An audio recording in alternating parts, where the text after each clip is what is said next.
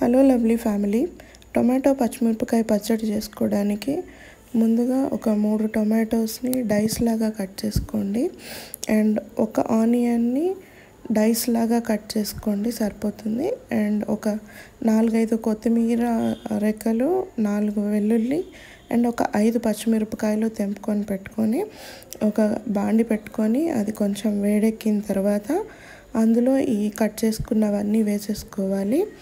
ఇవన్నీ వేసుకొని కొంచెం హై ఫ్లేమ్లోనే పెట్టుకొని ఒక 2 minutes పాటు మంచిగా మగ్గనిచ్చుకోవాలి. ఇవన్నీ కొంచెం మంచిగా హీట్ అయిన తర్వాత అప్పుడు నెక్స్ట్ ప్రాసెస్ చూద్దాము. కొంచెం హీట్ అయితే చాలు, ఇవన్నీ హైలో ఉంటేనే మంచిగా మగ్గుతాయి. అడుగంటే భయం ఏమి ఉండదు, అంత ఏమీ మాడిపోదు. హైలో పెట్టుకొని మంచిగా అన్నీ టాస్ చేసుకోండి. ఇప్పుడు కొంచెం ఆయిల్ తీసుకొని దీనిపైన వేసుకోండి. ఒక 2 spoons ఆయిల్ సరిపోతుంది.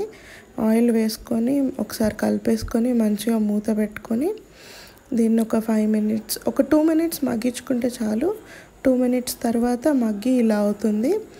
ఇప్పుడు దీంట్లో కొంచెం సాల్ట్, జీలకర్ర అండ్ కొంచెం చింతపండు యాడ్ చేస్తాం. ఇప్పుడు నేనైతే జీలకర్ర యాడ్ చేసి కలుపుతున్నాను.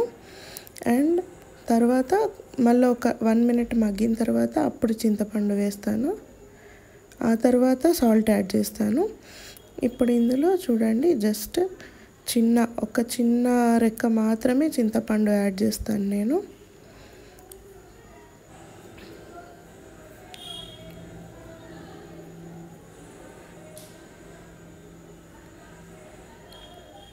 చూసారు కదా, కొంచెం సాల్ట్ యాడ్ చేశాను. ఇప్పుడు దీన్ని ఒకసారి మళ్ళీ కలిపేసుకొని మూత పెట్టుకొని హైలోనే ఇంకొక 1-1.5 minute మగ్గించుకుంటే సరిపోతుంది. ఇది ఆల్మోస్ట్ కుక్ అయిపోయినట్టే. ఇట్లా మంచిగా కుక్ అయిన దాన్ని మనం బ్లెండ్ చేసుకోవాలి. ఇట్లా కలుపుకుంటూ ఉంటే మనకి అడుగంటకుండా ఉంటుంది. మాడిపోకుండా ఉండడానికి ఇట్లా కలుపుకుంటూ ఉండాలి. దీన్నంతా ఒక మిక్సీ జార్లో తీసుకున్నాను. చల్లారబెట్టుకొని అప్పుడు మిక్సీ వేసుకోవాలి. దీన్నంతా మిక్సీ చేసుకుంటే మంచి పేస్ట్ అవుతుంది. అలా కాకుండా ఒక 2 pulses ఇస్తే కూడా ఓకే. ఇప్పుడు చిన్న బాండీలో కొంచెం ఆయిల్ వేసుకున్నాను తాలింపుకి కొన్ని తాలింపు దినుసులు. ఇందులో ఆవాలు, జీలకర్ర, పచ్చిశనగపప్పు, మినపప్పు ఉన్నాయి. అండ్ ఒక 2 ఎండుమిరపకాయలు తెంపి వేసుకున్న అండ్ ఒక 3 వెల్లుల్లి.